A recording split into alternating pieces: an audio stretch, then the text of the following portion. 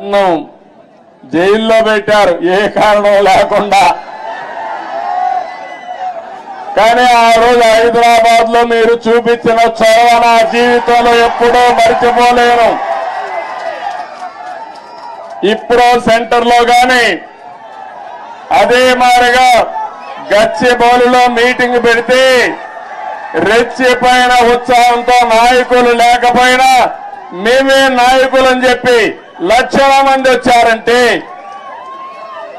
అది నా జీవితంలో ఎప్పుడూ జైల్లో ఉండి చూసి నేను చేసిన పనికి నేను చేసిన అభివృద్ధి గుర్తుపెట్టుకుని నాకు సంఘీభావాన్ని తెలియజేశారంటే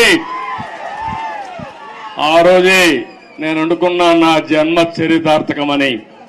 ఇక్కడే కాదు ప్రపంచం మొత్తం అన్ని 70-80 దేశాలు, ఆ దేశాల పేర్లు కూడా నాకు తెలియవు కానీ తెలుగు వారు అక్కడికి వెళ్లి 53 రోజులు రోడ్డెక్కి నిరసనలు తెలియజేశారు. ఇది మరిచిపోలేని అనుభవం అని చెప్పి నేను మీకు తెలియజేస్తున్నా.